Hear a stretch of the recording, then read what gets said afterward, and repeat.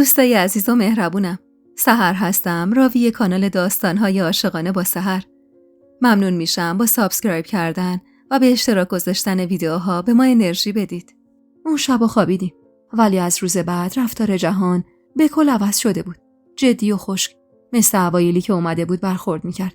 کمتر تو عمارت بود و فقط سر سفره شام و احیانا صبحونه میدیدمش. و اونم اونقدر خشک و رسمی بود که گاهی شک میکردم خود جهان باشه. دیگه شبا هم واسه هم صحبتی اصلا به اتاقم نمی اومد. و دروغ چرا؟ درسته که همیشه میترسیدم لو بریم، اما این بیشتر از هر چیزی اذیتم میکرد. من عادت کرده بودم با اون گپای دوستانه. انگار تمام روزو میدویدم و با همه چی میجنگیدم تا آخر شب بشه و جهان وارد اتاقم بشه. بیاد و 1-2 ساعتی فارغ از اون دنیا و زندگی بیرون از خودمون بگیم. در واقع حرف زدن با جهان اونقدری واسم دلنشین بود که حتی ترس دیده شدنش رو هم به جون می‌خریدم. ولی خب از وقتی که از ده نصیرخان برگشته بودیم، به قول حلیمه شده بود برج زهرمار. دلیلش هم نمیدونستم. یعنی من کاری نکرده بودم که مستحق این رفتار باشم. حلیمه هم که این تغییر رفتار رو حس کرده بود، یه روز اومد و گفت: تابان، راستشو بگو. این بچه چشه؟ از دست جهان حسابی عصبانی بودم. واسه همین گفتم: من چه میدونم؟ انگار خودم کم بدبختی دارم که باید به فکر جهان خانم باشم. این چه طرز جواب دادن تابان؟ چشه؟ هان؟ برو از خودش بپرس. خیلی خوب. چرا عصبانی میشی؟ چیزی نگفتم. گذشت و 7 روزی بود که جهان علنا با من قهر کرده بود. یه شب علی رو که خوابوندم و رفتم پشت پنجره نشستم، دیدم تازه وارد ساختمون شد. دویدم و لای در اتاقو باز کردم. داشت از پله‌ها بالا میرفت. واقعا این کم محلیش داشت عذابم میداد. روی علی رو کشیدم و در رو بستم و آروم آروم دور و برم و پاییدم و رفتم سمت پله‌ها. راستش میترسیدم، ولی خب جلوی خودم رو نمیتونستم بگیرم. یعنی دلم دیگه طاقت نداشت. پشت در اتاق جهان ایستادم. دو دل بودم که در بزنم یا نه. میترسیدم از 2 چیز. اول واکنش جهان که چطور بود. بعدم از این که ممکن بود کسی منو دیده باشه. ولی دلو به دریا زدم و اومدم ضربه‌ای به در بزنم که یهو صدایی از پایین پله‌ها اومد. ترسیده خودم رو عقب کشیدم و پشت ستون پهنی که اون بالا بود قایم شدم. چند لحظه‌ای صبر کردم، اما صدایی نیومد. خیالم راحت شد که چیز خاصی نبوده و با خودم گفتم تعلل جایز نیست. یا باید برم پایین یا باید در بزنم. واسه همین رفتم پشت در و نفس عمیقی کشیدم و ضربه‌ای به در زدم و مثل خودش بدون اینکه منتظر اجازه باشم سری رفتم داخل و در رو بستم. اما همین که برگشتم و سرم رو بالا آوردم تا چیزی بگم از دیدن جهان تو اون وضعیت، هینه بلندی کشیدم و در رو باز کردم و برگشتم تو راهرو. دستم رو قلبم گذاشتم. عین یه گنجشک میزد. سری پله‌ها رو رفتم پایین و برگشتم تو اتاق. حتی نگاه نکردم ببینم کسی بوده یا نه. هرچی که بود به اتاقم پناه بردم. واقعا دیوونه بودم. آخه چرا یهو رفتم تو اتاقش؟ اونم وقتی که میدونستم تازه برگشته خونه. ولی خب از دیدن جهان تو اون وضعیت خندم گرفت.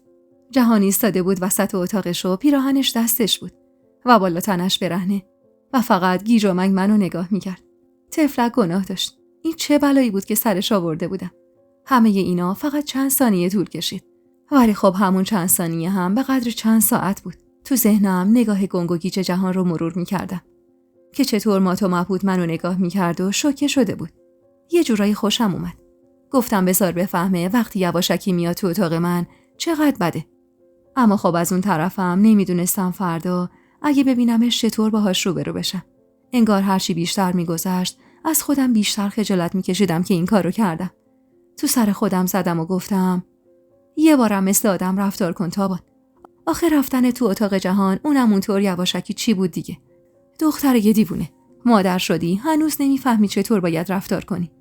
داشتم با خودم دعوا میکردم که یهو حس کردم کسی پشت پنجره است. ترسیدم و خودم رو جمع و جور کردم و نگاهی به بیرون انداختم، اما کسی نبود.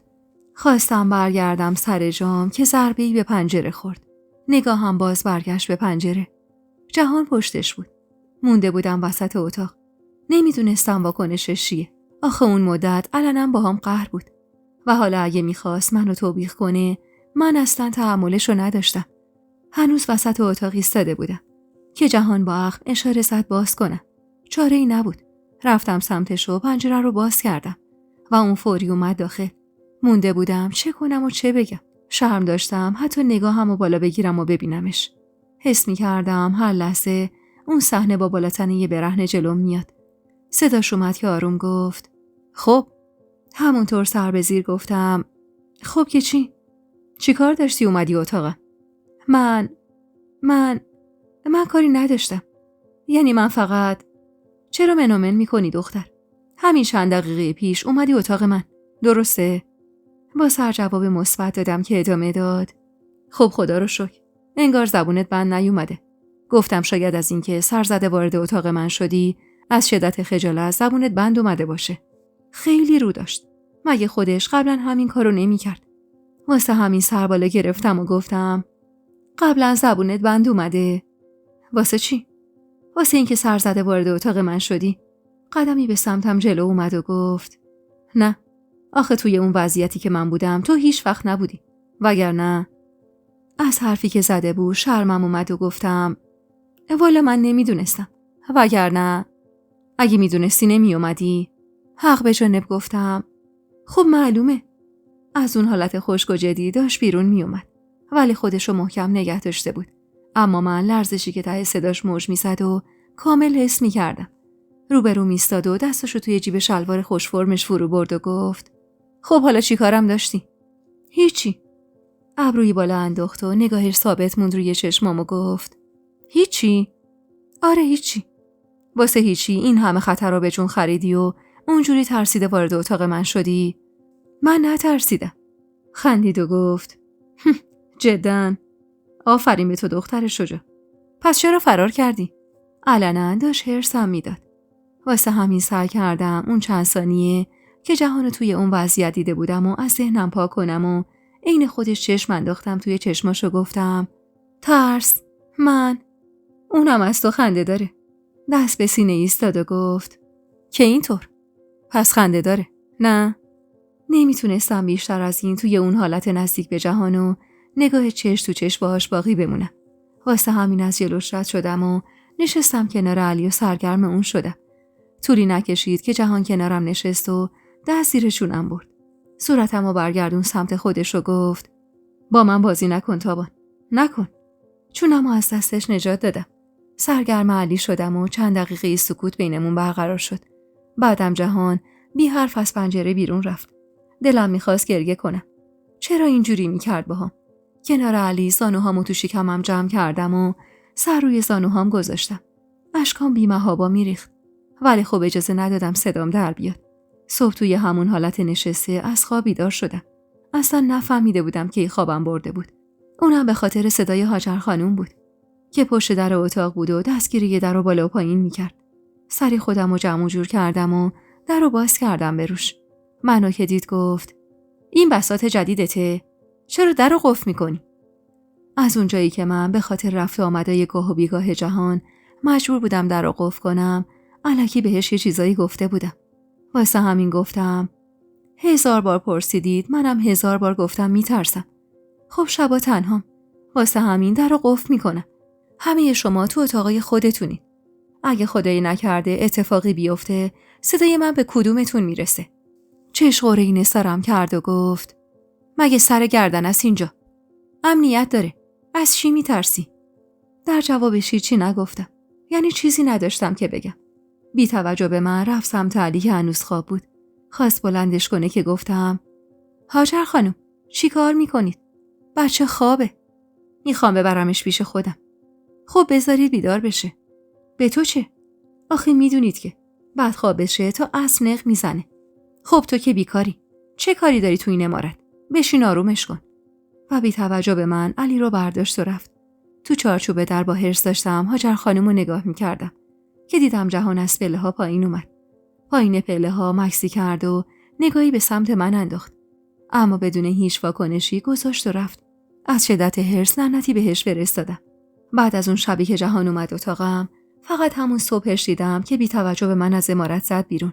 چند روزی بود ازش خبری نبود. حتی عمارتم نمی اومد. کسی هم در موردش حرف نمی زد و من هیچ خبری ازش نداشتم. یه روزی صبح سر سفره صبحونه بودیم که یکی از اهالی عمارت اومد دم در و گفت خان خبر بدی رسیده. دستی که داشتم باهاش لقمه نونپنیر رو میذاشتم دهنم نیمه راه خشک شد و نگاهمو دوختم به اون مرد که حاج جعفر گفت چی شده؟ انبار وسایل جهانخان آتیش گرفته. حاج جعفر از جا پرید و گفت یا خدا، محمد، یالا پاشو آقا. حاج جعفر و محمد راهی شدن. دل من اما عین سیر و سرکه می جوشید. ولی کی جرأت داشت اینو نشون بده؟ هاجر خانم همونطور راحت و بیخیال نشسته بود و صبونش رو میخورد. بعدم زیر لب گفت بالاخره مال حروم خوردن این چیزا رو هم داره. آروم گفته بود ولی من شنیدم. خواستم جوابی بدم ولی بیخیالش شدم. رفتم توی اتاق خودم و همونطور طول و عرض اتاقو طی می‌کردم و هرس می‌خوردم. حلیمه که اومد داخل قبل از سلام گفتم حلیمه، خبری هست از جهان؟ با تعجب نگام کرد. چته تو دختر؟ منو ول کن. بگو چیزی شنیدی یا نه؟ چی بگم؟ انگار یکی انبار آتیش زده و خب یه سری ضررم زده. ضرر به درک. خودش چی؟ حلیمه چشماشو ریز کرد. این همه نگرانی واسه چیه تابان؟ انگار واکنش زیادی نشون داده بودم. چشمامو بستم و کمی آروم شدم و گفتم پسر خالمه. از روزی که زن رسول شدم داره تو این خونه با ما زندگی میکنه. تو نگرانش نیستی؟ هستم. ولی این واکنش تو ورای نگرانی آدم واسه یه پسر خاله یا یه آدم عادیه. حلیمه، خیلی خوب. نگران نباش. جهان بعدش خبر شده و رسیده اونجا. اصلا موقع آتش سوزی اونجا نبوده. نفسی از سر آسودگی بیرون دادم و گفتم اوف، آخیش. درد و آخیش. تابان، تو یه چیزیت هست. گفتم من هیچیم نیست. واسه خودت قصه نباف. ببینیم و تعریف کنیم. حلیمه بعد از اون صحبت‌ها کمی پیشم موند و بعد راهی مطبخ شد. سر ظهر بود که حاج جعفر و محمد و جهان برگشتن امارت. همه ناراحت بودن. از جا بلند شدم و نگاهم به جهان بود. کلافه بود. پیدا بود حوصله هیچ چیزی رو نداره. هاجر خانم که رفته بود استقبالشون گفت خدا رو شکر به خیر گذشته. یعنی دروتر از این آدم به عمرم ندیده بودم. حاج جعفر همونطور که میشست گفت خدا رو شکر. رو به جهان گفتم بلا بدور. همونطور سر به زیر گفت ممنون. بعدم رو به حاجی گفت عمو جان، من بالا. و رفت سمت پله ها. هاجر خانم اما گفت فهمیدید کار کی بوده؟ گویا کار کسی نبوده. خودشون امنیت و رعایت نکردن و یه جرقه باعث شده. خدا رو شکر ضرر جانی نداشته. حاجی، این بچه رو منصرف کن تا بره از اینجا. والا آدم شهری رو چه به این کارا؟ اون لحظه دلم میخواست یه بلایی سر هاجر خانم بیارم که تا عمر داره نتونه زبون باز کنه و حرف بزنه. اما سکوت کردم و خواستم برم داخل اتاق که در سالن باز شد و شاهین اومد داخل.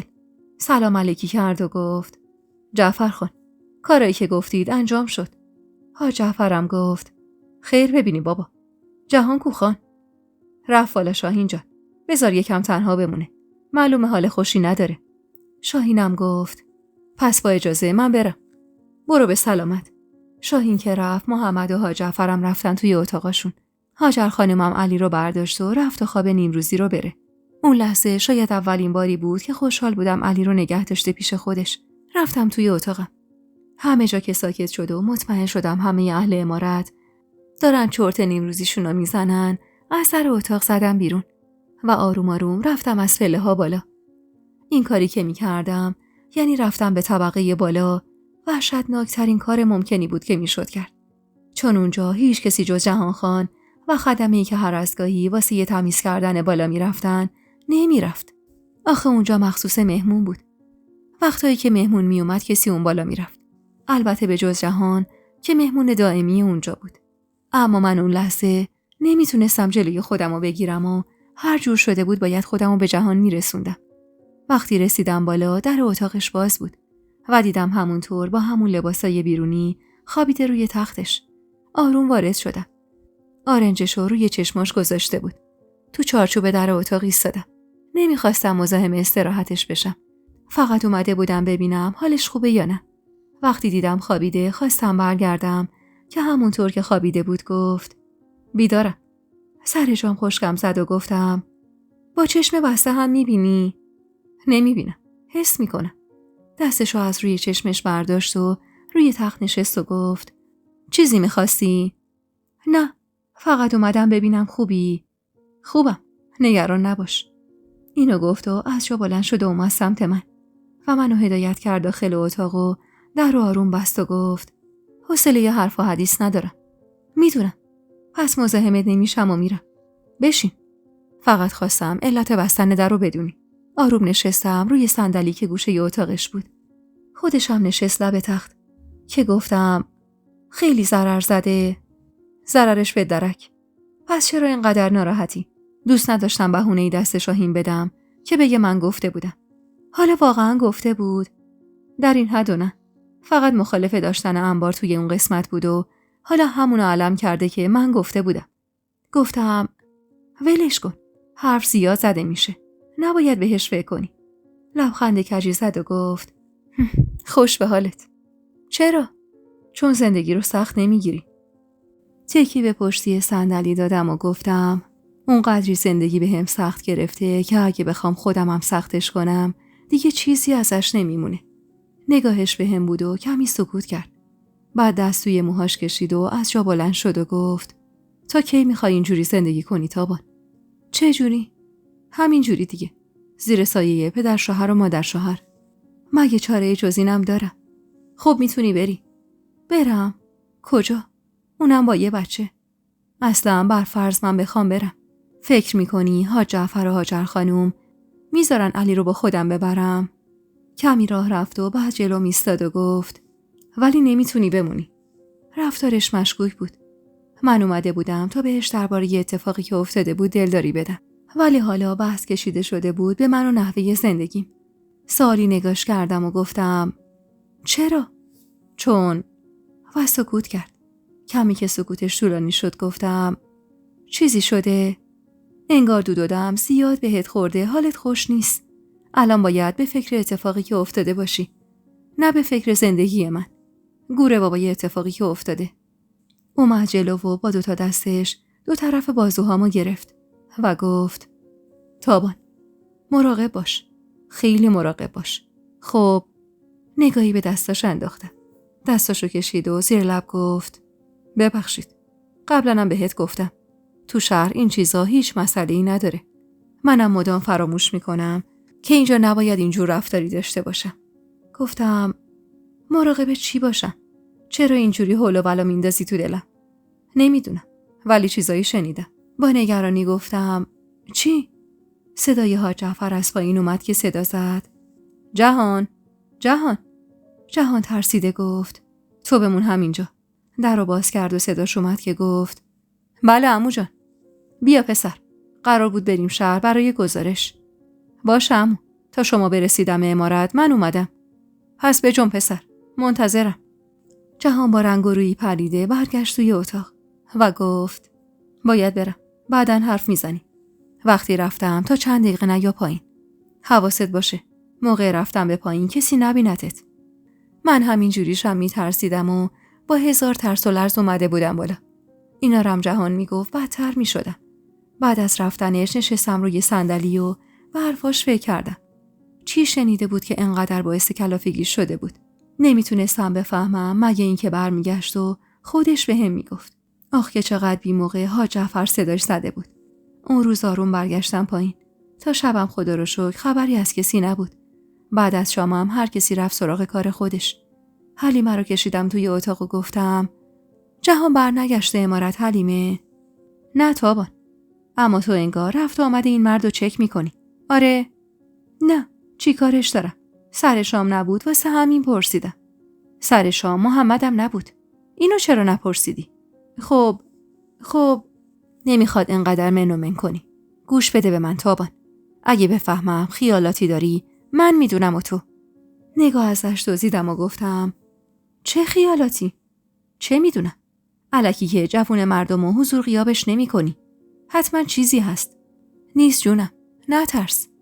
میترسم تابان. دستی خودتو بدبخت کردی.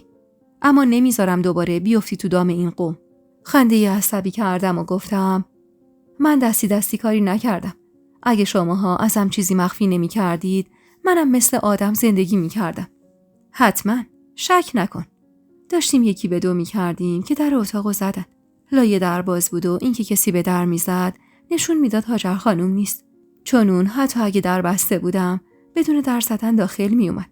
چه رسد به حالا که در باز بود. آروم گفتم بفرمایید. قامت حاج جعفر که تو چارچوب در ظاهر شد از سر جامون پا شدیم. نگاهی به حلیمه انداخت و گفت تو هم اینجایی؟ حلیمه سری گفت بله خان، اما دارم میرم، شما بفرمایید. حلیمه از در رفت بیرون. حاج جعفر اومد داخل و گفت طوری شده؟ حلیمه چرا ناراحت بود؟ نه، فقط سر موضوعی بحثمون شد. همونطور که بالا سر علی نشسته بود گفت قدر حلیمه رو بدون، مادری کرده باست. چشم، بی بلا دخترم، بشین که باهات حرف دارم. نشستم و حاج جعفر کمی این پا اون پا کرد و بالاخره گفت راستش حرف زدن در موردش جالب نیست. بالاخره هنوز سال پسر جوان مرگمو ندادیم. ولی خب چه کنم؟ پیله کرده که باهات حرف بزنم. سکوت کردم و حاج جعفر بعد از کمی سبک سنگین کردم با خودش گفت منظورم شاهینه. فکر می کردم گوشام اشتباه شنیده. واسه همین با تعجب گفتم شاهین؟ اون چی میخواد؟ راستش هم وقتیه اصرار داره که باهات حرف بزنم. ببینم نظرت در موردش چیه. میدونم وقتش نیست. به خودشم گفتم. ولی فقط خواسته نظر تو رو بدونه و اینکه بدونه امیدوار باشه بهت یا نه. اگه آره که بعد از سال رسول. نذاشتم حرف حاجی تموم بشه و گفتم نه اصلا. چطور به خودش اجازه داده همچین حرفی بزنه؟ ببین تابان، کسی چیزی نمیفهمه. فقط من و تو و شاهین. همین. نه حاجی. حتی اگه 10 سال بعد از سالگرد رسولم حرفش بشه، نه. اما شاهین بچه خوبیه. فامیل نزدیکته. نه حاجی، من نمیخوام که. حاج جعفر پرید وسط حرفم و گفت نگو که نمیخوای ازدواج کنی. جوونی و حق زندگی داری. درست عروسمی و مادر نوام. ولی نمیتونم خودخواهی کنم در حق تو بگم چه خوب عروسم نمیخواد ازدواج کنه. تو یه جورایی واسه من مثل بچه هامی. همونطور که برای اونا خوب میخوام، برای تو هم میخوام. باید برای خودت آشیونه بسازی. نمیگم حالا، چون هنوز سال شوهرت نگذشته. ولی بالاخره باید شوهر کنی و بری. یه زن جوون باید مردی بالا سرش باشه. نمیشه که اینطور تا آخر عمر سر کنی. جوابی ندادم و حاجی از جا بلند شد و گفت به شاهین فکر کن دخترم. مرد خوبیه. اونجوری که نشون میده خواهانتم هست. که اینطور عجله داشته حرفش زده بشه. اینا رو گفت و منتظر جواب من نمون. و راه افتاد سمت در. دم در اتاق که رسیدم ما برگشت و گفت فقط کسی چیزی نفهمه. حتی حلیمه. سری به نشونه یه تایید تکون دادم و نشستم بالا سر علی. پس درد جهان شاهین بود. یعنی حدسم این بود که حتما چیزی شنیده یا دیده بود که پریشون حال بود. ولی چرا؟ چه دخلی به اون داشت؟ از فکر کردم به این که شاهین همچین حرفی زده حالم بد می شد. هیچ از شاهین خوشم نمی اومد. و حاج جعفر نمیتونست منو مجبور کنه که با شاهین ازدواج کنم.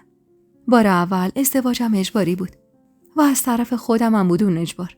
ولی نمیخواستم باز برم زیر بار اجبار. واسه همین پیش خودم گفتم تا موقع سال رسول شاهینم یادش میره. جهان بعد از قضیه آتش سوزی رفت تهران و بعدش هم پاییز شد و هوای باد و بارونی بود و کاری نمیشد انجام داد. واسه همین نیومده بوده. من اما عین مرغ سرکنده بودم. هر جایی دنبال جهان میگشتم و نمیدونستم با اون حالم باید چی کار کنم. این که وقتی نبود انقدر سردرگم بودم اصلا خوب نبود.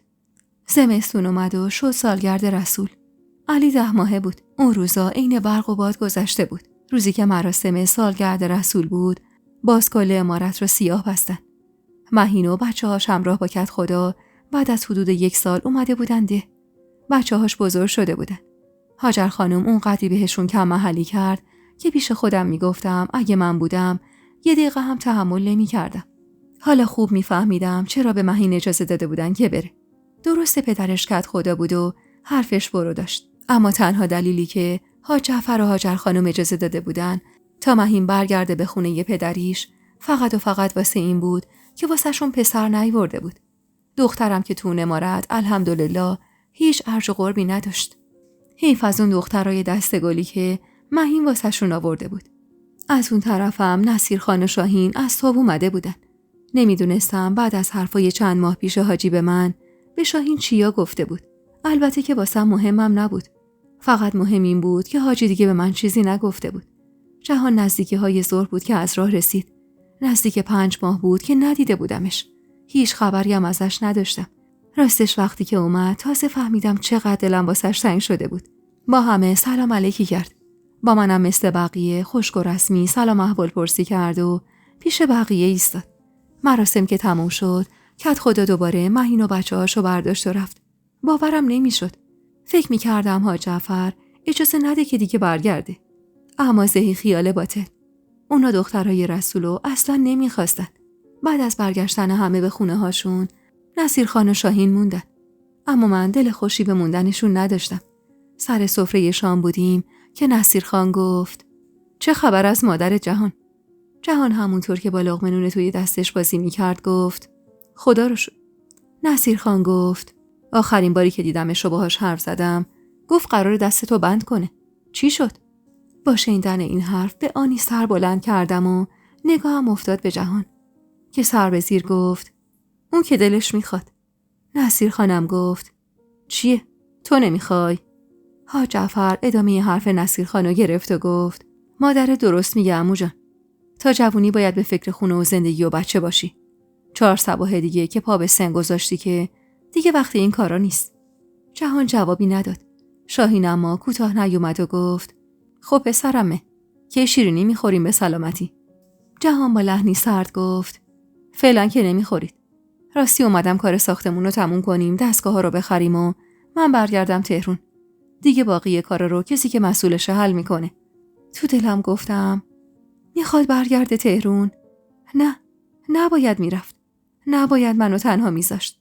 از فکر این که ممکنه جهان بخواد ازدواج کنه تمام تنم یخ کرده بود. غذایی که داشتم میخوردم واسم شده بود عین زهر مار. تو فکر و خیالم غرق بودم که صدای نصیر خان اومد که گفت: تابان، فردا جهانم ده ماست. تو هم بیا، همگی پیش هم باشیم. زیر چشمی نگاهی به جهان انداختم. اگه اون اونجا بود منم میرفتم. باید باهاش حرف میزدم و میفهمیدم قضیه از چه قراره. واسه همین گفتم: زحمتتون میشه، ولی باشه. هاجر خانم فوری گفت: اما رسولو نمیذارم ببری. گفتم: نه، نمیبرم علی رو. عصر برمیگردم. نصیر خان که دید دعوتشون رو قبول کردم گفت: خب پس آماده بشید، همین الان بریم. نه دیگه، من شب علی رو نمیتونم تنها بذارم. انشاءالله فردا میام. شاهین گفت: پس فردا خودم میام دنبالت. عجب غلطی کرده بودم. هیچ دلم نمیخواست شاهین بیاد دنبال من. در واقع اگه جهان نمیخواست خونه نصیر خان بمونه، هیچ دلم نمیخواست برم اونده. داشتم خودخوری میکردم که صدای جهان به گوشم رسید که گفت: نمیخواد. من امشبو میمونم اینجا، فردا با تابان میای. اگه میتونستم همون موقع میپریدم و بغلش میکردم. اخمای شاهین تو هم رفت ولی چیزی نگفت. نصیر خان و شاهین که رفتن، حاج جعفر رو به من گفت: تابان، بیا اتاق من. هاجر خانم زیر لب گفت: باز کارای محرمانه شروع شد. بی توجه بهش رفتم پیش حاجی. در و پشت سرم بستم و گفتم: بله، بفرمایید. حاج جعفر رو به روم ایستاد. حرف و حدیثی با شاهین زدید؟ من؟ نه اصلاً. سری تکون داد و گفت: وقتی بی هیچ مخالفتی قبول کردی بری خونه نصیر، گفتم شاید چیزی شده که من بیخبرم. گفتم: اول که چیزی نشده، چون من چند ماه پیشم خدمت شما گفتم که جوابم چیه. بعدم اگه چیزی شده بود مطمئن باشید اول از همه به شما میگفتم. لبخند عمیقی زد و گفت: خیالم راحت. بله، خیالتون راحت. خوبه. پس فردا خوش بگذره. ممنونم. از در اتاق اومدم بیرون و خواستم برم اتاق خودم که دیدم جهان داره از پله ها پایین میاد. مکسی کردم. اونم چند لحظه ایستاد و بعد رفت توی حیاط. وارد اتاقم که شدم، هاجر خانم بالای سر علی نشسته بود و گریه میکرد. 1000 بار بهش گفته بودم بالای سر بچه‌ای که خوابه گریه نکن. ولی کو گوش شنوا. اما باز آروم گفتم: هاجر خانم، بچه خوابه. به خدا که با صدای گریه شما از خواب میپره و میترسه. گناه داره. همونطور که گریه میکرد گفت: تو چه میفهمی از حال من؟ بچه من زیر خروارها خاکه و زنش اینجا در حال خوشگذرونی و گشت و گذار. کلافه از این حرفاش گفتم: والا دست خودم نیست. ولی اگه دست شما بود منو هم همراه رسول خاک کرده بود این رفته بود تموم شده بود. بی توجه به من همونطور که گریه میکرد علی رو بوسید و گفت خدا رو شکر فردا ننت نیست پسرم. یه دل سیر با همین. واقعا هر کاری میکرد تا حرص منو در بیاره. بعضی کاراش اما واقعا بچگانه بود. البته که نه. هیچ وقت هیچ بچه‌ای اینقدر دلش سیاه نبود. بچه‌ها دلشون پاک بود. داشتم چراغی که توی اتاق بود و گوشه این میذاشتم تا بخوابم که دیدم جهان پشت پنجره است. اونقدر یهویی اومده بود که نزدیک بود چراغ از دستم بیفته. دستم رو روی قلبم گذاشتم و رفتم سمت پنجره. هوا سرد بود. زود اومد داخل و گفت وای خدا چقدر سرد اینجا. سر چراغ ایستاد و دستاشو گرم کرد. بی هیچ حرفی نگاش میکردم. سر بلند کرد و گفت ها چیه؟ آدم ندیدی؟ جوابشو ندادم. اونقدر رفت و آمد به اتاق من واسش راحت شده بود که انگار اینجا اتاق اون بود و من یه چیزی به اون بدهکار شده بودم. با این فکر و خیالات به خنده افتاده بودم. نشستم پیش علی و مشغول نوازش کردن موهاش شدم. جهان دستاشو گرم کرد و اومد طرف دیگه علی نشست. اما هیچی نمی گفت. راستش ازش دلخور بودم. اینکه چند ماه بی خبر رفته بود و حالا هم که اومده بود حرف از رفتن دائمی میزد حسابی منو به هم ریخته بود. ولی خب به من ربطی نداشت. اصلا چرا باید ازش دلخور می شدم؟ مگه چیزی بین ما بود؟ والا که نبود. جهان کمی که به سکوت گذشت گفت انگار این چند وقت خبرایی بوده. دستم تو موهای علی خوش شد و گفتم چه خبرایی؟ چه میدونم؟ رفت و آمد خونه نصیرخان. یا اومدن شاهین دنبالت. دفعه قبلم اون می اومده دنبالت. دستمو از موهای علی بیرون کشیدم و از جام بلند شدم و رفتم پشت پنجره و گفتم منظورت از دفعه‌های قبل چیه؟ بلند شد و اومد پشت سرم وایساد و گفت میگم شاید تو این مدت رفت و آمدی داشتی خونه نصیرخان. یه جوری حرف میزد انگار من هر روز عمارت نصیرخان افتاده بودم و با شاهین دل و قلبه میدادم و میگرفتم. از اینکه اینطور داشت هرسم میداد حسابی کفری شده بودم. با خودم گفتم چطور اون منو هرس میده؟ پس منم میتونم هرسش بدم. آخر راستش از سر شب وقتی اون حرفا رو زده بود از دستش هرسی بودم و حالا با این حرفا هرسی ترم کرده بود. واسه همین گفتم رفت و آمدم به خونه نصیرخان مشکلیه؟ نه چه مشکلی؟ فقط تا وقتی من بودم اسمی هم ازشون نبود. انگار من مزاحم بودم. وقتی من رفتم رفت و آمدا شروع شده. جوابی بهش ندادم که گفت سکوت نشونه ی تاییده. نه. در حالی که دستام مشت بود گفتم شاید. خوبه. پس کاش پیشنهاد موندن نداده بودم و گذاشته بودم شاهین بیا دنبالت. حرفاش پر از حرص و کنایه بود. از جا بلند شدم و روبروش ایستادم و گفتم دنبال چی هستی جهان؟ من هیچی. اصلا مگه به من مربوطه؟ با تمام حرصی که ازش داشتم گفتم پس اگه بهت مربوط نیست دخالتی هم نکن. چشم. منتظر دستور بودم. کاش این کارا زودتر تموم میشد تا از اینجا خلاص میشدم. گفتم چیه؟ دلتنگ یارتی؟ خب می آوردیش که تنها نمونه تو تهرون. پوزخندی زد و گفت نمیتونه اینجا بمونه. آهان بله همه که مثل ما دهاتی نیستن. چشماشو ریز کرد و گفت تو الان داری حسودی میکنی؟ یهو به خودم اومدم و فهمیدم دارم حسودی میکنم واقعا. واسه همین خودم رو جمع جور کردم و گفتم حسودی؟ به کی؟ به تو؟ به منو به یار نداشتم. دروغ چرا؟ وقتی گفت یار نداشته دلم کمی آروم گرفت. اما با همون لحن قبلی گفتم به من چه؟ انشاءالله یار داشته و نداشته سالم باشه. خوبه. فردا صبح از صبحونه راهی میشیم. اگه سختت هم هست بگیم شاهین خان بیا دنبالت. کلمه شاهین خانو پرخیس و غضب گفته بود. اینو کاملا متوجه شده بودم. واسه همین گفتم دسترسی بهش ندارم وگرنه خبرش میدادم. اخماشو کشید تو هم و از پنجره رفت بیرون. مشتی به دیوار کنار پنجره زدم و لعنتی نثار خودم و جهان کردم. انگار مرض داشت که منو هرس میداد. بعد از چند ماه اومده بود و اونطوری رفتار میکرد و منو هم مجبور میکرد که برخلاف میل باطنیم حرفایی بزنم که هیچ دوست نداشتم. اون شب تا خود صبح از فکر و خیال خواب به چشمم نیومد. اعصابم خیلی خورد بود. چرا باید بعد از چند ماه دیدار ما اینطور میشد؟ صبح اما بعد از صبحونه علی رو سپردم به هاجر خانم و گفتم جون شما و جون علی. علی رو محکم گرفت و گفت نترس، بهتر از تو ازش مواظبت میکنم. به حلیمه سفارش کرده بودم حواسش باشه. قرار بود غروب همون روز برگردم ده. راست شب قبل به خاطر اینکه جهان میخواست بره منم رضایت داده بودم. ولی با حرص حرفای آخر شبش پیش خودم گفتم کاش قول نداده بودم و نمیخواستم برم. اما حالا هرچی که بود باید میرفتم. سوار اتومبیل جهان شدیم و راه افتادیم. اما جهان هیچ حرفی نمیزد.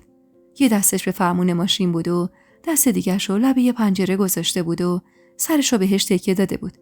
داشتیم به نزدیکی ده نصیرخان میرسیدیم که گفت درباره سهمت از اون زمینا تصمیمی گرفتی؟ نه. یعنی با شاهین حرفی در این باره نزدید؟ نه.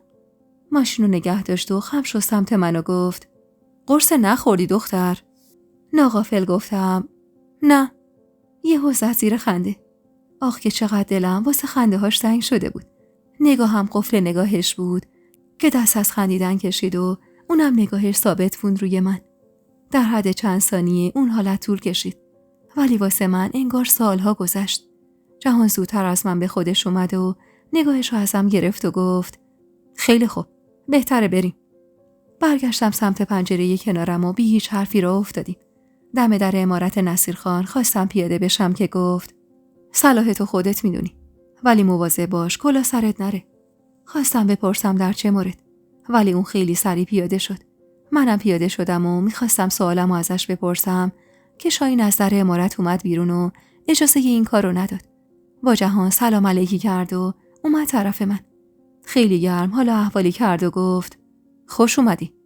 اما من خیلی سرد گفتم ممنون. جهان ایستاده بود. انگار منتظر بود با هم وارد بشیم. معطلش نکردم و راه افتادیم سمت ساختمون. نصیرخان و زن و دختراش توی ایوون عمارت اومدن به استقبال. وارد ساختمون اصلی که شدیم راستش حس غریبی داشتم. همین که علی که کنارم نبود انگار چیزی گم کرده بودم. همین که جهان با نصیرخان مشغول حرف زدن شده بود و من مجبور بودم ساکت بشینم اونجا. دخترای نصیرخانم یا نمیخواستن یا واقعا اهل حرف زدن نبودن. هر کدوم گوشه نشسته بودن و هیچی نمیگفتن. شاهین که با فاصله از جهان و نصیرخان نشسته بود خودشو سمت من کشید و گفت اگه حوصله سر رفته بریم بیرون، تو حیاتی گشتی بزنیم. هیچ دلم نمیخواست با شاهین تنها بشم. واسه همین گفتم نه خوبه. عادت به بیرون رفتن تو هوای سرد و ندارم. نصیرخان که انگار متوجه حرف زدن ما شد رو به من کرد و گفت پاشو برو توی ده یه دوری بزن. بالاخره زادگاه مادرت بوده. شهلا چه شب میکردی از در عمارت میزد بیرون. با کل زنا و دخترای روستا هم رفیق بود. اون قدری که اون اهالی و مشکلاتشون رو میشناخت من خبر از کسی نداشتم. جوابی ندادم که جهان گفت اتفاقا منم بدم نمیاد یه دوری تو ده بزنم. هیچ وقت فرصتش نشده تا حالا.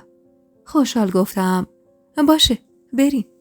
شاهین اخماش رفت توی هم و جهان گفت تو گرمای ظهر بریم. آخه تو عادت نداری به سرما. طعنه میزد. ولی خب همین که منو از اون مخمسه نجات داده بود خوب بود. بعد از نهار نصیرخان کنارم نشست و آروم گفت علی که کنارت نباشه یه دختر بچه‌ای. میدونستی؟ اینطوری کسی باور نمیکنه که اصلا بچه داشته باشی.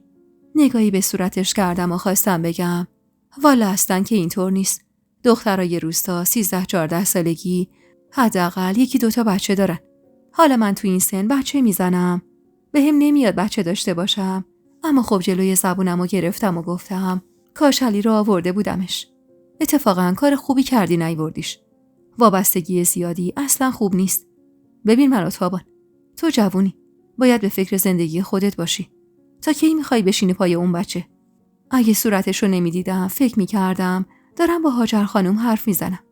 دوباره صداش به گوشم رسید که گفت تو هنوز 20 سالت هم نشده.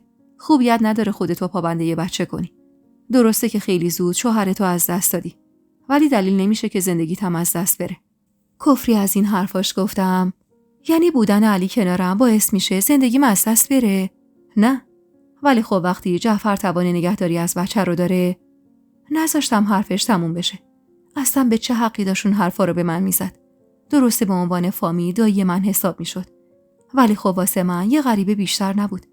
واسه همین با دلخوری گفتم یعنی چی که توان نگهداری از بچه رو داره؟ مگه من خودم چلاقم یا نمیتونم از بچه‌م نگهداری کنم؟ نصیرخان که فکر کنم تا اون روز هیچ بنی بشری جرئت نکرده بود اینجوری باهاش حرف بزنه از موضع خودش پایین نیومد و گفت تو خیلی هم خوب میتونی ازش نگهداری کنی. ولی بالاخره باید ازدواج کنی. وقتی بچه‌ای همراهت نباشه، موقعیت‌های بهتری برات پیش میاد. میخوام که تا 100 سال سیاه نیاد. معلوم بود از دستم هرسیه. اما به روی خودش نیورد و گفت الان جوونی کلت داغه. چند صباح دیگه به حرف من میرسی که امیدوارم دیر نشده باشه. من و نصیرخان یه طرف سالن نشسته بودیم و جهان گوشه‌ای دیگه. میدیدم که نگاهش روی ماست. ولی خب از اون فاصله متوجه چیزی نمیشد. چون نصیرخان آروم با هم حرف میزد و خب منم به تبع آروم بهش جواب میدادم. آخ که چقدرم دلم میخواست اون حرفا تموم بشه و من برگردم پیش بچم. 10 بار به خودم لعنت فرستادم که کاش اون روز اونجا نیومده بودم. مثل همیشه این جهان بود که انگار متوجه شده بود من توی چه موقعیتی هستم که از جا بلند شده اومد سمت ما. نصیرخان اما هنوز داشت از این میگفت که عمرمو نباید هدر بدم. هیچ کدوم از حرفاش اما واسه من اهمیتی نداشت. واسه همین اصلا گوش نمیدادم که چی میگه. نصیرخان به محض اینکه متوجه شد که جهان داره سمت ما میاد گفت خوب به حرفام فکر کن. جهان رسید به ما و گفت تابان من میرم توی ده. اگه نمیای. سری بلند شدم و گفتم نه منم میام. از جا بلند شدم و خواستم برم که نصیرخان گفت پس شاهین کو؟ صبر میکردید باهاتون میومد. آخه شما که جایی رو بلد نیستید. جهان لبخندی زد و گفت دایی جان تهران نیست که گم بشیم. از اول تا آخرش 10 دقیقه است. میریم و زود برمیگردیم. نصیرخان سری تکون داد و ما از در زدیم بیرون. به محض اینکه از اون عمارت خارج شدیم نفس بلندی کشیدم و بی توجه به اینکه جهان کنارمه گفتم اوف آخیش. جهان خنده ریزی کرد و گفت کسی ندونه فکر میکنه توی قل و زنجیر بودی و الان آزاد شدی. به خدا که بدتر از 1000 تا قل و زنجیر بود. آروم آروم کنار هم میرفتیم. جهان کمی اون پا کرد و گفت چی میگفت خانداییت؟ چه میدونم حرف بی ربط. تابان خودت خبر داری که چه دختر پردل و جرأتی هستی؟ آخه کی به حرفای خانه روستا میگه بی ربط؟ بی خیال گفتم من. خنده سرخوشانه‌ای کرد و گفت والا که خیلی عجیبی. حالا بگو ببینم اون حرفای بی ربط چی بوده که تو رو اینقدر معذب کرده بود؟ چرت و پرت. اینو گفتم و یهو انگار عصبی شده باشم گفتم میدونی چی میگه جهان؟ میگه بچه‌تو بده حاج جعفر نگه داره. اون وقت بگو چرا؟ چون من جوونم و هنوز سنم به 20 نرسیده و فردای روزگار پشیمون میشم. خب راست میگه. با تعجب نگاش کردم و گفتم چی؟ خب راست میگه دیگه. هنوز خیلی جوونی برای حبس شدن تو عمارت حاج جعفر. راستش هم حرفای نصیرخان اعصابمو به هم ریخته بود. همین که الان جهان داشت حرفای اونو تایید میکرد. واسه همین عصبانی گفتم حواستون باشه. من گوسفند نیستم که بهره زاییده باشم و رهاش کنم و برم. همون گوسفندم تا یه جایی از بچهش محافظت میکنه. جهان انگار دید من زیادی عصبانی شدم. ایستاد و منم مجبور شدم بایستم که گفت کی گفت رها کنی؟ نصیرخان گفته. تو هم که میگی درست گفته. من حرفی از بچه زدم تابان. من میگم خودت جوونی و باید به فکر زندگیت باشی. راه افتادم و جهانم مجبور شد دنبالم بیاد و گفتم نه خیر. نصیرخان فرمودن بچه که نباشه موقعیت بهتر گیرم میاد. انگار بچه‌مو از سر راه آوردم. اصلا متوجه نیستن که این بچه پاره تن منه. مگه میتونم از بچه‌م بگذرم واسه آینده خودم؟ اصلا من بدون بچه‌م آینده‌ای ندارم. جهان دستاشو توی جیب شلوارش فرو برد و یقه پالتویی که تنش بود و بالا داد و گفت موقعیت بهتر یعنی شاهین خان؟ با تعجب نگاش کردم. نگاهش رو به جلو بود. جوابی که از من نشنید گفت پس درسته. چی؟ این که شاهین خان موقعیت مناسب توه. نه خیر. ایستاد و بازومو گرفت و منو مجبور کرد بایستم و با نگاهی که کلافگی توش موج میزد گفت حرفیم زده؟ گیج گفتم کی؟ شاهین دیگه. نمیدونستم چی بهش بگم چند ماه پیش پیغام داده و با حاجی هم حرفشو زده. اول خواستم بگم نه، ولی یاد حرفای دیشب افتادم که گفته بودن عالم خانوم میخواد دست جهانو بند کنه. واسه همینم یهو بدجنسیم گل کرد و گفتم زده. فشاری به بازوم داد و گفت چی گفته؟ چی میگن تو این مواقع؟ پس واسه همین نصیرخان اون حرفا رو بهت زده؟ نه. باز فشاری به بازوم آورد و ادامه داد. تلگرافی حرف نزن تابان. مثل آدم بگو قضیه چی بوده؟ دستم درد گرفته بود. چینی به پیشونیم دادم و گفتم آخ دستم، ول کن دیگه. یهو فشار دستش رو کم کرد و گفت ببخشید، نمیخواستم اذیتت کنم. دستم رو که رها کرد رو افتادم برم که با 2 قدم بلند خودش رو به هم رسوند و گفت تابان وایسا ببینم، جوابمو بده. جواب چی رو بدم جهان؟ شاهین چی گفته؟ تا کجا پیش رفتید؟ تو و عمو چی گفتید؟ همه اینا رو بگو. دست به بغل رو به روش ایستادم و گفتم واسه چی میخوای بدونی؟ تابان چرا من از این موضوع بی خبرم؟ مگه من از اونی که قرار عالم خانوم دستتو باهاش بند کنه خبر دارم؟ عصبی گفت منو ببین تابان، انقدر اعصاب منو به هم نریز. به هم بریزم چی میشه؟ اصلا خوب نمیشه. شاهین چی گفته؟ اینو به هم بگو. اونقدر جدی بود و اون سوالو جدی پرسیده بود که راه برگشتی برام نذاشته بود. راستش کمی هم از اون جدیتش ترسیدم. واسه همین گفتم الان که هیچی، چند ماه پیش حرفش شده. خب به حاجی گفته نظر منو بپرسه. مردک احمق، انگار خبر نداره اون پیرمرد بیچاره پسر جوونشو از دست داده. مرتی که نکرده تا سالش صبر کنه. خب عمو چی گفته؟ به شاهینو نمیدونم، ولی اومد پیش من و خواسته شاهینو به هم گفت. خب تو چی گفتی؟ تابان خودت بگو، هی من نخوام ازت حرف بکشم. به والله که این کارت قشنگ نیست. کلافه از اون سوال جواب گفتم به نظر خودت چی گفتم؟ هان توقع نداری هنوز سال شوهرم نشده بهش جواب داده باشم؟ اونو نه، ولی میگم یعنی قولی بهش دادی یا نه؟ نه ندادم. علنا نفس راحتی کشید و سرشو زیر انداخت و گفت خدا رو شکر خوبه. هنوز به خونه های ده نرسیده بودیم که جهان گفت میخوای بریم داخل ده؟ شونه ای بالا انداختم و گفتم نه برام مهم نیست. پس برگردیم اتومبیلو برداریم و بریم. کجا بریم؟ بیا تو. و اینطور شد که با هم برگشتیم امارت نصیرخان. شاهین دم در بود. ما رو که دید جلو اومد و با عصبانیتی که سعی داشت قایمش کنه گفت کجا بودید پس؟ جهان نگاهی بهش انداخت. چطور؟ خب صبر می‌کردید منم بیام. مگه بچه ایم شاهین؟ اصلا راهی نرفتیم. تابان دل شور پسرش رو میزنه، میخوایم برگردیم. شاهین رو به من گفت به این زودی؟ ادامه حرف جهان رو گرفتم و گفتم علی رو از صبح تنها گذاشتم، دلم شور میزنه. باید هرچه سریعتر برگردم. کلافه دستی تو موهاش کشید و گفت اونجا که مواظبش هستن. نگران چی هستی؟ آره ولی خب بهتره برگردیم. نیست که هیچ وقت ازم دور نبوده، عادت ندارم به این همه دوری ازش. شاهین یهو گفت اصلا میخوای خودم برم دنبالش رو بیارمش؟ نه میدونی که آجر خانوم بهت نمیدتش. خودم برم بهتره. ازت ممنونم. ولی اینجوری به این زودی اصلا فرصت نشد حتی چند کلام حرف بزنیم. گفتم ایشالله بار بعدی. و رفتیم داخل و با همه خداحافظی کردیم. نصیر خانم باز حرفای شاهین رو تکرار کرد، ولی من از حرف خودم کوتاه نیومدم و با جهان نشستیم توی اتاق. حرکت که کرد گفت عجب کنه‌ای هم هستن. جهان میرفت سمتی که من راهو بلد نبودم. واسه همین گفتم داری اشتباه میری یا؟ نه نمیرم ده. چرا؟ میرم یه جای دیگه، یه جایی که تا حالا نرفتی. دیگه حرفی نزدم. اونقدری بهش اعتماد داشتم که اصلا نیاز ندیدم بپرسم کجا. جهان کمی که رفت تو یه دشت وسیع کنار جاده ایستاد و گفت بیا پایین تابان. اینجا کجاست؟ یه جایی که تازه کشفش کردم. پیاده شدم. چه جای قشنگی بود. با اینکه زمستون بود ولی هنوزم قشنگ بود. پر از دار و درخت. کمی که پیاده روی کردیم رسیدیم به چشمه‌ای که میون سنگا سر در آورده بود که بی اختیار گفتم وای خدا چه جای قشنگی. جهان همونطور که میشست روی تخت سنگی که لبه چشمه بود گفت آره خیلی قشنگه. گفتم اینجا رو از کجا پیدا کردی؟ جوینده یابنده است. بشین.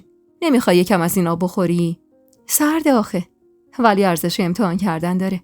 دست توی آب بردم و مشتی آب بیرون آوردم که لرز نشست به جونم. سری آب خوردم و گفتم وای خدا یخ زدم. ولی آبش واقعا سبک و خوشمزه است. فکر کن تابستون و بهار اینجا چی میشه. آره باید ببینی، خیلی قشنگه. یعنی تابستون اینجا رو هم دیدی؟ پس چی؟ من اینجا رو خیلی وقت کشف کردم. یه بار توی بهار باید بیاین. این حرفو زدم. اما بعد یادم افتاد که جهان گفته بود کارا رو به زودی تموم میکنم و برمیگردم تهران. واسه همین با ناامیدی گفتم البته که تو میخوای برگردی تهران و دیگه به بهار نمیکشه. بی مقدمه گفت ناراحتی؟ از چی؟ از این که میخوام برگردم تهران. ناراحت بودم. بیشتر از هر وقتی ناراحت بودم. اما نمیخواستم پیش جهان لو برم. این که دلم براش میلرزید چیزی نبود که بتونم لو بدم. اصلا یه زن بیوه بچه دار کجا؟ یه پسر مجرد شاخ شمشاد تحصیل کرده یه شهری کجا؟ واسه همین گفتم نه، یعنی به من ربطی نداره. از جا بلند شد روبروم ایستاد و گفت پس چرا چشماتو میدزدی ازم؟ من؟ نه. تابان به من نگاه کن. تو چشمام نگاه کن و بگو برات مهم نیست که برمیگردم تهران. سرم و جهت مخالف چرخوندم و گفتم خوشت میاد آدمو توی بنبست قرار بدی؟ چه بنبستی دختر؟ چرا نگام نمی‌کنی؟ راه فراری نداشتم. واسه همین چشم انداختم توی چشمش و گفتم بیا اینم نگاه. خوب شد؟ آره. حالا بگو برات مهم نیست برگردم تهران. تمام توانم رو جمع کردم و سعی کردم واقعی به نظر بیام و برخلاف احساسات باطنیم گفتم برام مهم نیست. اما جهان بلند شروع کرد به خندیدن و گفت اصلا بلد نیستی دروغ بگی دختر خاله. برات مهمه، خیلی هم مهمه. گفتم چه از خود رازی؟ من میخوام برگردم ده. بیا بریم. تو چنان مخمسه گیر کرده بودم که واسه فرار ازش نمیدونستم باید چی کار کنم. که گفت صبر کن. کجا با این عجله؟ اومدیم از اینجا لذت ببریم یا اعصاب منو خورد کنی جهان؟ چرا اعصابت خورد بشه؟ میگی که برات مهم نیست. پس دلیلی هم برای اعصاب خوردی نیست. جهان لبخندی زد و گفت بگو جانم. وای که با این حرفش یهو وا رفتم. حس کردم دست و پاهام شل شد. این چه طرز جواب دادم بود آخه؟ میدونستم صورتم گل انداخته و سرخ شده. واسه همین سعی کردم زیاد نشون ندم که از اون کلمه چه حس بی‌نظیری گرفتم. شاید جهان به بقیه هم همین کلمه رو میگفت. نمیدونم. اما اینطوری که به من گفته بود دل و دین ازم گرفته بود. سعی کردم خودم رو جمع جور کنم. البته که نمیدونم چقدر موفق بودم. و گفتم خب دیگه بهتره بریم نه فرار کنیم. درسته؟ نگاه ازش دزدیدم و همونطور که میرفتم سمت هتل گفتم جهان لطفاً. میریم. عجله نکن.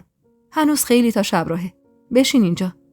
و تخت سنگینشونم داد و من به ناچار راه رفته رو برگشتم و نشستم روبروش. خودشم روبروم نشست و گفت روزی که اینجا رو پیدا کردم خیلی روز بدی بود. حس و حال بدی داشتم. از زمین و زمان شاکی بودم. میدونی من تا قبل از اومدم به این ده زندگی آروم و بی‌دغدغه‌ای داشتم. نهایت حرص و جوش خوردنم درس و کتابم دانشگاه بود. ولی از روزی که پا گذاشتم توی این ده زندگیم به کل عوض شد. خب نمی اومدی. خب دختر خوب. نمیدونستم چی در انتظارمه. گاهی از عموم خبرایی بهمون میرسید. البته که مادرم از عموم کینه داشت. همیشه هر موقع حرف از عموم میشد میگفت حقمو خورده. البته که داییم رو هم مقصر میدونست و میگفت به خاطر نفع و منافع خودش نذاش من ادعای حقم رو بکنم. تا اینکه دعوت شدیم واسه عروسی محمد. برای اولین بار تو تموم عمرم مادرم گفت بریم. گفت میخوام با جعفر رو در رو بشم. حرف از زمینی بود که هم نصیرخان سهم داشت هم جعفرخان. مادرم میگفت اون زمین سهم ما هم هست. مدتی بود دنبال کار و سرمایه گذاری بودم و وقتی فهمیدم همچین زمینی با این موقعیت هست تصمیم گرفتم اینجا سرمایه گذاری کنم. ما اومدیم عروسی محمد و من واسه اولین بار تو رو سر قنات دیدم. راستش قبل از رسول از پشت درخت دیده بودم که داشتی توی حوض آبتنی می‌کردی. در حالی که گر گرفته بودم گفتم تو یواشکی نگاه می‌کردی؟ سرشو زیر انداخت و به نشونه تایید سری تکون داد. با پام یکی به پاش زدم و گفتم ذاتاً همتون بی حیایید. پوزخندی زد و چیزی نگفت. کمی که گذشت گفتم خب ادامه بده. خب دیگه یهو رسول سر و کلش پیدا شد. خود دیگه ماجرا رو میدونی. نمیدونستم تو کی هستی. فقط همین که دیده بودم توی اون موقعیت وارد آب شده بودی نشون میداد دختر پردل و جرأتی هستی. فکر کردم با رسول آشنایی، ولی وقتی دیدم داره اذیتت میکنه حقیقتا نتونستم بی تفاوت بمونم. از پشت درخت‌ها راهی باز کردم و پشت رسول قرار گرفتم. و اونجا بود که تونستم صورت تو ببینم. من هیچ وقت نه شهلا رو دیده بودم، نه حتی حرفی ازش شنیده بودم. ولی توی اون لحظه با دیدن اون چشم و حالت نگاهی که انگار التماس میکرد که نجاتش بدم، دلمو باختم. نمیدونم به دل باختن توی نگاه اعتقاد داری یا نه، ولی واسه من عین قصه ها اتفاق افتاده بود. جهان جلو اومد و دستامو گرفت و گفت حرف زدن در این باره برای من خیلی خیلی سخته. ولی من باید همون بار اول حرف دلمو میزدم. نباید میذاشتم از دستم بری. الانم نمیخوام این بار از دستم سر بخوری و بری.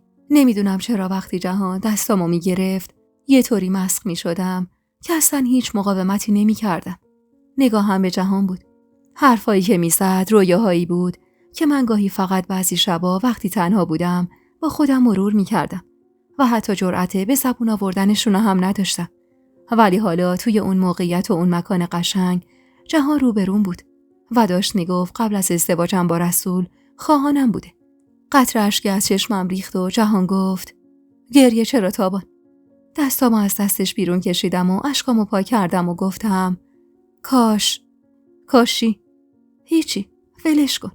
تابان باور کن من نمیدونستم تو کی هستی. یعنی برام مهمم نبود. از دل و جرأت و جسارتت و دروغ چرا؟ البته قشنگی صورتت خوشم اومده بود. آخ که چشمات وقتی آدمو نگاه میکنی.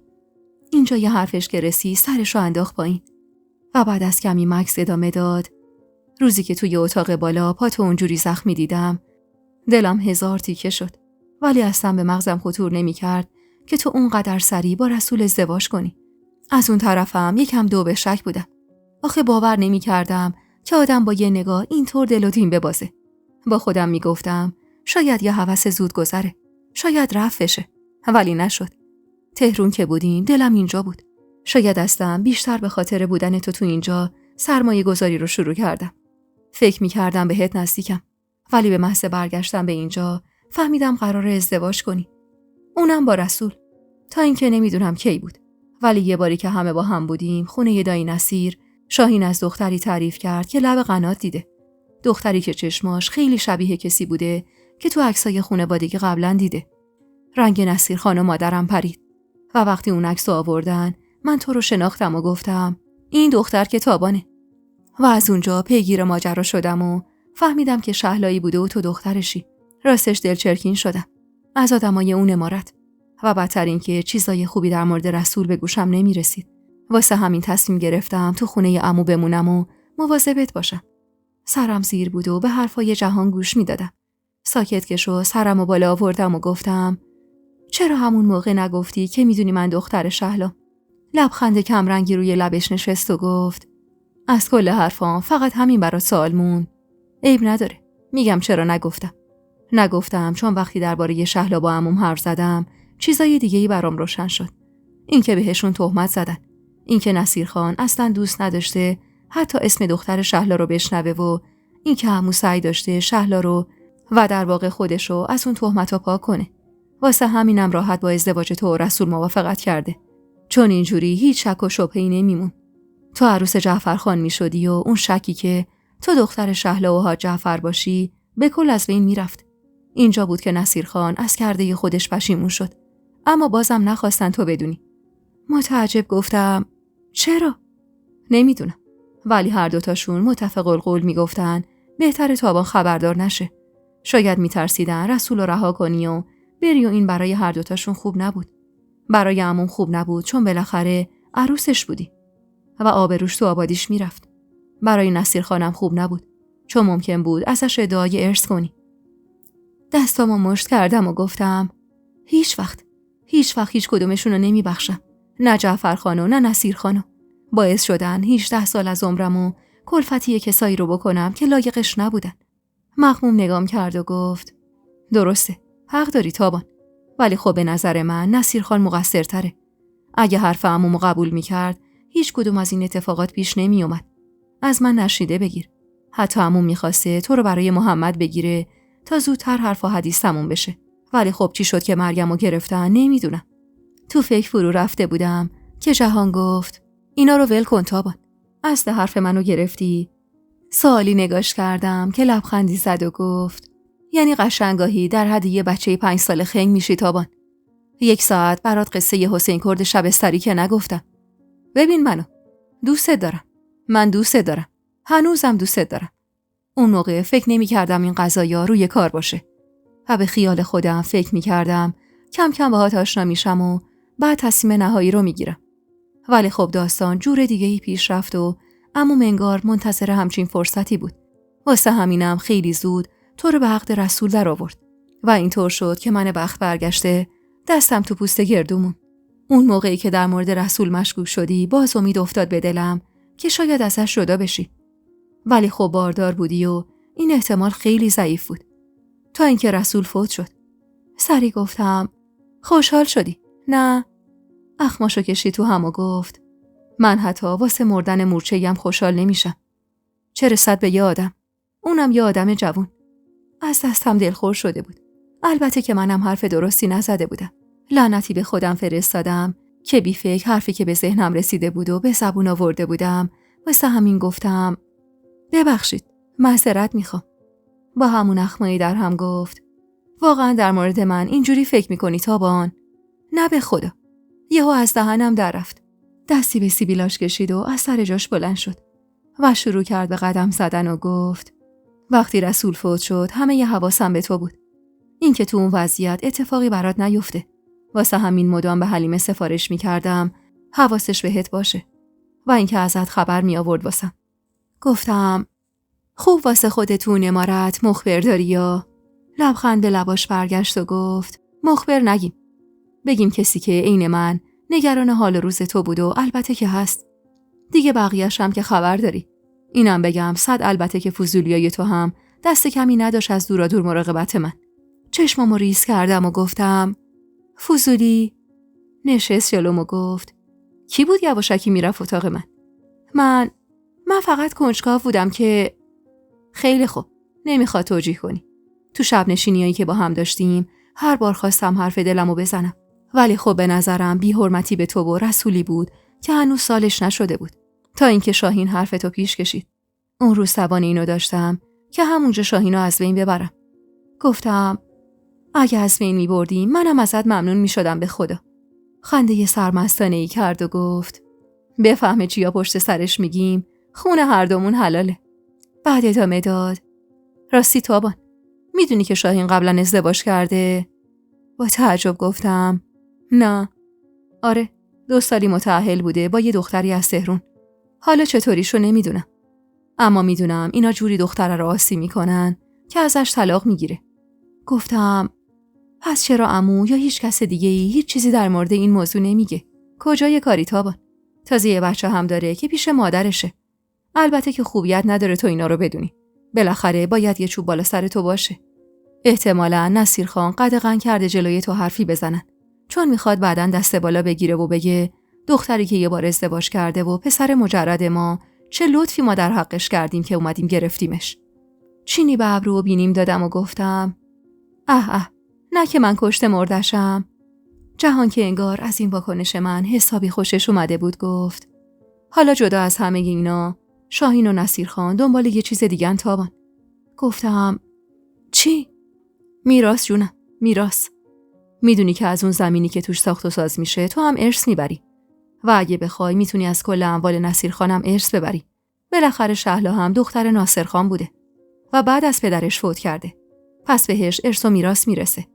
آره میدونم ولی کسی که چیزی به من نداده. جهان گفت چون ادعا نکردی. چی بگم؟ زشته. خوب چه زشتی دختر؟ حقته.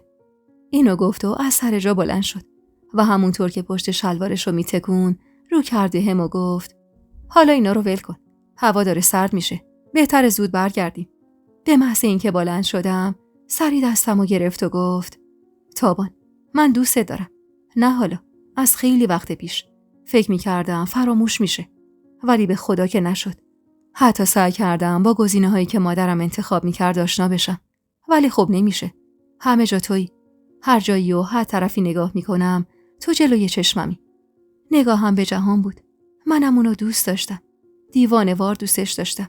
شاید تا حالا حتی به خودمم اعتراف نکرده بودم و جرأتم نکرده بودم اعتراف کنم. ولی من عمیقاً دوستش داشتم و آرزوم بود که جهان مدام کنارم باشه. از بودن باهاش و حرف زدن باهاش واقعاً لذت می بردم. کنارش حس امنیت عجیبی داشتم. یه حس خوب که هرگز کنار رسول تجربه نکرده بودم. و اینکه اگه مدتی نمیدیدمش دلم عجیب واسش تنگ میشد. ولی خب موقعیت من خاص بود. درسته هنوز 20 سال نداشتم. ولی خب پسری داشتم که منو مجزا از دخترای دیگه میکرد. جهان اون یکی دستشو که آزاد بود جلوی صورتم تکون داد و گفت تابان کجایی؟ چرا چیزی نمیگی؟ گفتم جهان تو چی بگم؟ این چیزایی که گفتی خیلی خوبه. یعنی هر دختری آرزوی شنیدنشو داره. ولی من میدونی که یه پسر دارم. داشته باشی. چیزی رو عوض نمیکنه. نمیدونم. ببین تابان، تو فقط به من و خودت فکر کن. من فقط از تو یه چیز میخوام. این که بدونم تو هم منو دوست داری. اینو بدونم همه چی حله. یه چیزایی حس میکنم. میبینم تو هم یه جاهایی در مقابل من دلت میلرزه. حسم به هم دروغ نمیگه و تو هم نمیتونی منکرش بشی. درسته؟ سرمو زیر انداختم. جهان دستشو زیر چونم گذاشت و سرمو بالا گرفت و گفت چرا خجالت میکشی؟ کار خلاف شرع و خلاف عرف که نمیخوایم بکنیم. من و تو 2 آدم عاقل و بالغیم. گفتم مسئله این چیزا نیست جهان. من نمیخوام به خاطر من توی درد سر بیفتی. چه درد سری دختر؟ تو فقط بگو که تو هم منو دوست داری. من اینو بشنوم دنیا هم جلو درم نیست. لبخندی بهش زدم. با اون قد و هیکل شده بود عین پسر بچه‌ها. آروم گفتم خب منم دوست دارم. خوشحال با دستاش صورتم قاب گرفت و سوق زده گفت آفرین، همینه. فقط همین کافیه واسه من. آروم گفتم جانم. آخ یه وقتی میگفت جانم به لب میومد. باز خجالت کشیده سرمو زیر انداختم که جهان گفت از این به بعد خجالت نداریم. بگو چیزی میخواستی بگی؟ خب حالا چی میشه؟ چی میخواد بشه؟ با عموم حرف میزنم. بالاخره بزرگترت محسوب میشه. اما هاجر خانم قیامت میکنه. تو به ایناش فکر نکن جونم. بعدشم من حالا نمیگم. یه مدت بگذره تازه سال پسرشو داده. یکم حرمت نگه داریم. این وسط یکم هم من و تو همدیگر رو بیشتر بشناسیم. خوبه؟ سری تکون دادم و ادامه داد. خیلی خوب.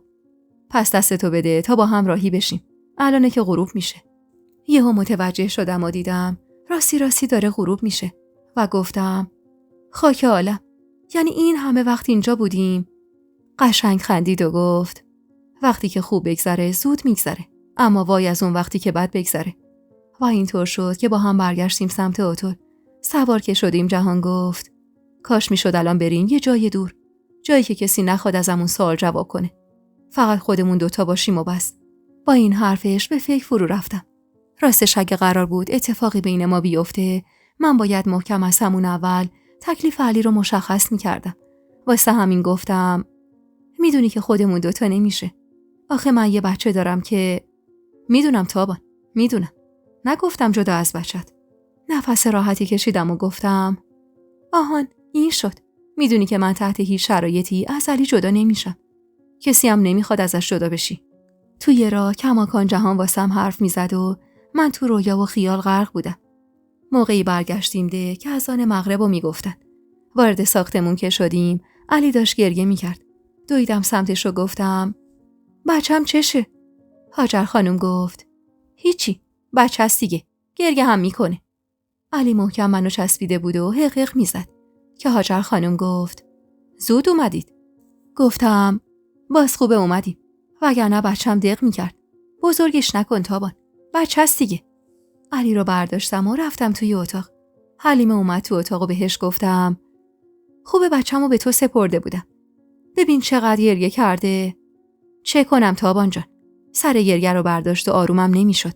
بعدم فکر میکنی هاجر خانم بچه رو به من میده؟ خودش میخواست آرومش کنه تابان. اجازه نمیداد من انگشتم بهش بخوره. گفتم دیدم چطور آروم کرده. کمی علی رو گردوندم تا بچه آروم شد و خوابش برد. سر جاش گذاشتمش و نشستم که حلیمه گفت فکر کردم تا آخر شب بعد از شام میمونید. چه خبر بود اونجا؟ هیچی، مهمونی بود دیگه. و البته خیلی حوصله سربر و مزخرف. حلیمه که انگار دست میکرد واسه گفتن چیزی و مطمئن نبود که مطرح کنه یا نگفت. تابان. میگم نصیر خان چیزی نگفت. چی مثلا؟ از ارث و میراث شهلا. نه، چیزی نگفته. انگار تا من حرف نزنم اونا نمیخوان چیزی بگن. ولی منم به خاطر آینده علی حقمو میخوام. آفرین دخترم، همینه. زندگی که همیشه اینجور نمیمونه. بالاخره تو هم زندگی داری. حلیمه نگرانیاشو که رفت تا بخوابه. منم میخواستم بخوابم که کسی به پنجره زد. سری برگشتم پشت سرم و جهانو دیدم که پشت پنجره بود. لبخندی نشست رو لبم و پنجره رو باز کردم. اومد داخل و گفت یخ زدم. چی میگه این حلیمه؟ تو کشی که حلیمه رو میکشی؟ اومدم بیام اینجا، دیدم اینجاست. تو رو که ندید. به نظر دید. ولی یخ زدم سرما. چراغو کشیدم جلوشو، پتوییم بهش دادم. پیچی دور خودشو گفت آفرین، همیشه همینطوری به هم رسیدگی کن. زیر لب گفتم خیلی به خدا رو داری. حرف بد نزن. بشین اینجا، کارت دارم. کمی از خوراکیایی که توی اتاق داشتم و برداشتم و اومدم جلوی جهان گذاشتم و خودم هم روبروش نشستم که گفت راستش فکر میکردم خستم و خوابم میبره. ولی هرچی این دنده اون دنده شدم نشد که نشد. تو که خواب نبودی. نگاش کردم و گفتم به نظرت خواب بودم؟ همونطور که سعی میکرد صدای خندش بلند نشه شروع به خندیدن کرد. نگاه کن تابان، منو دست میندازی؟ جوابی ندادم و ظرف پر از مغز گردو و کشمیش و نخودچی رو جلوش گذاشتم. اون شب تا نیمه های شب حرف زدیم. گاهی من، گاهی جهان. گاهی خوب و گاهی بد. اما از اون شب نشینیا شد جز جدایی ناپذیر زندگی ما. روزو میگذروندیم تا شب به نیمه برسه و بتونیم با هم دیداری داشته باشیم و گپ بزنیم. اما حالا دیگه از احساس هم با خبر بودیم و خیلی راحت‌تر با هم کنار می اومدیم. جهان یکی از همون شبا گفت واسه عید نوروز مادرمو میارم ده. البته قبلش باید آمادش کنم. بعد حرف تو رو پیش بکشم. دروغ چرا؟ همیشه ته دلم از اینکه عالم خانم مخالفت کنه میترسیدم. واسه همین گفتم جهان، من میترسم. اگه مادرت قبول نکنه چی؟ زندگی منه، نه مادرم.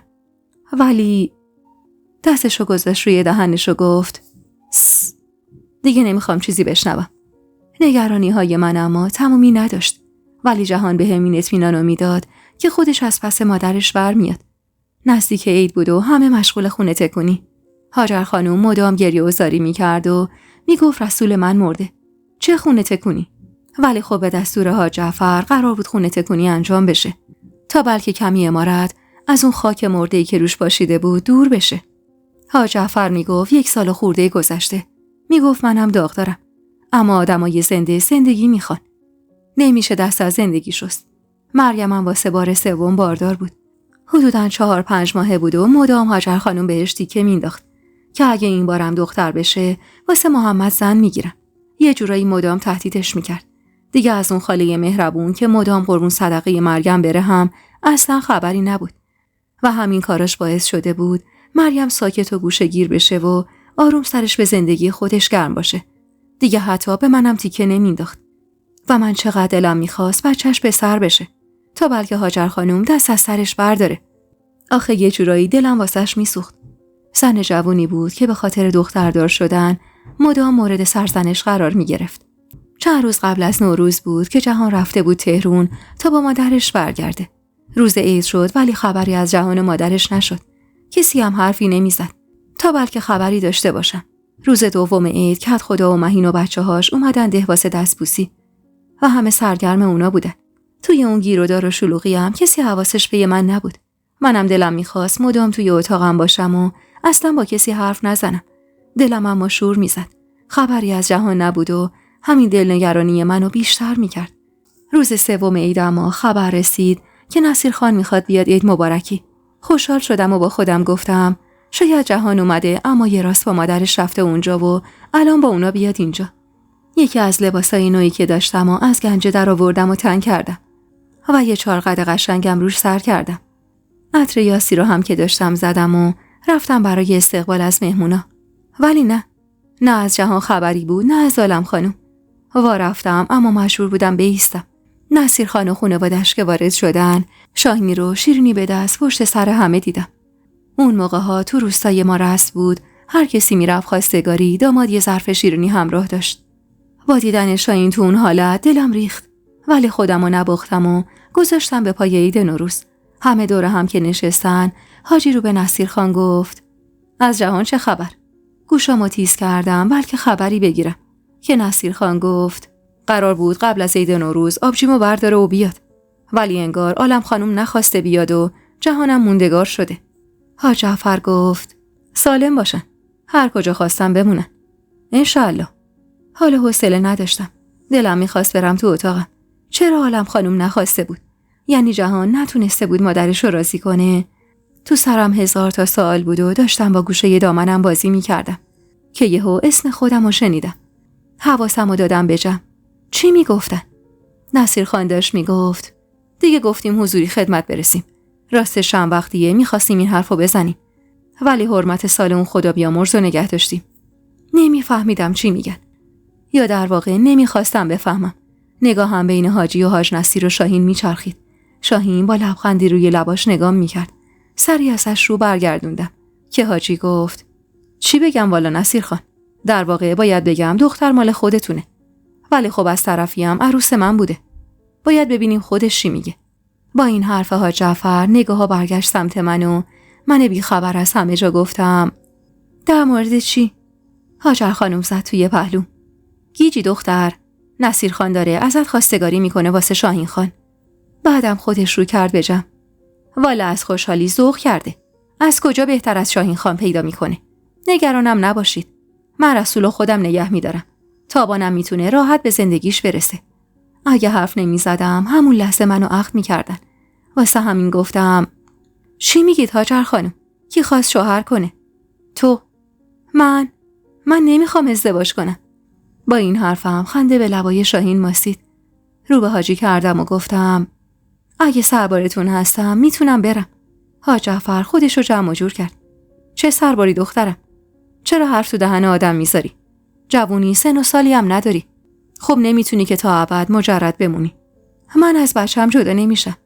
شاهین بالاخره زبون باز کرد و گفت: من با بچه مشکلی ندارم. هاجر خانم اما پرید وسط حرفش: اما من اجازه نمیدم یادگار پسرم ازم دور بشه. حاج جعفر رو کرد به هاجر خانم: چرا چوب زیر خاکستر میکنی زن؟ همین که گفتم. تابان مختاره، میتونه شوهر کنه، اما رسول پیش من میمونه. اگه هم بچه‌شو میخواد بمونه تا موهاش مثل دندوناش سفید بشه. نصیر خان گفت: نمیشه که هاجر خانم. البته برای تابانم بهتره که بچه رو بذاره پیش مادر شوهرش. نمیخواد که اصلا نبینتش. میتونه بیاد بهش سر بزنه و نذاشتم حرفش تموم بشه و گفتم: شما بگید 1 ساعت. نمیتونم، بچه‌مه، طاقت دوریشو ندارم. شاهین باز اظهار فضل کرد: باشه، بچه هم باشه. زورم میگرفت از اینکه مثل یه گوسفند اونجا نشسته بودم و دیگران داشتن برام تصمیم میگرفتن. لعنتی به جهان فرستادم که چرا توی اون موقعیت نباید حضور داشته باشه و من اینجور تک و تنها بمونم. ولی خب باید اون بحثا همونجا تموم میکردم. واسه همین گفتم: من بخوامم ازدواج کنم با ایشون ازدواج نمیکنم. یهو سکوتی جمع و فرا گرفت. دهن شاهینم باز مونده بود و انگار سعی میکرد چیزی بگه ولی نمیتونست. حاج جعفر زودتر از همه به حرف اومد و گفت: تابان؟ بله حاج بابا. این چه طرز جواب دادنه؟ حق داشت. این بزرگترا بودن که واسه دختر تصمیم میگرفتن. دخترها اون زمان اجازه یه حرف زدن نداشتن. اونم چی؟ زمانی که طرفین خواستگاری 2 تا خانه روستا بودن. تازه اگه موقعیت اون دختر عادی بود، ولی موقعیت من حتی عادی هم نبود. بیوه بودم و یه بچه هم داشتم و پسر خان خواستگارم بود. پس اجازه هیچ مخالفتی نداشتم و توقع همه هم این بود که من با روی باز استقبال کنم از این پیشنهاد. ولی من حالم از شاهین به هم میخورد. زن نصیر خان که معمولا زن آرومی بود، یا حداقل من اینجوری شناخته بودمش، با عصبانیت از جا بلند شد و گفت: از اولم گفتم اومدنمون اشتباه بود. نصیر خان اما تشری زد: بشین زن. نشست، ولی سگرمهاشو کشید تو هم و نصیر خان رو به من گفت: مشکلت کجاست؟ شاهین که گفت بچه تو هم قبول داره. سرمو انداختم پایین و گفتم: بچه که مشکل نیست، هر کسی منو بخواد باید بچم رو هم بخواد. مشکل من اینه که من کلا نمیخوام با ایشون ازدواج کنم. از هر طرف زمزمه هایی به گوشم میرسید. یکی میگفت بی حیا، یکی میگفت بی تربیت، یکی میگفت دختره یه چشم سفید و نگاه. و خلاصه هر کسی چیزی میگفت. اما من توجهی نمیکردم، چون این زندگی من بود و نمیتونستم به سختی بگذرونمش. صدای گریه هاجر خانم باعث شد همه توجه ها بهش جلب بشه. روی زانوش میزد و میگفت دوستای عزیز و مهربونم، یک دنیا ممنونم که تا پایان این قسمت همراه هم بودید و خوشحال میشم اگه نظراتتون رو در مورد این قسمت توی کامنت ها با ما به اشتراک بذارید.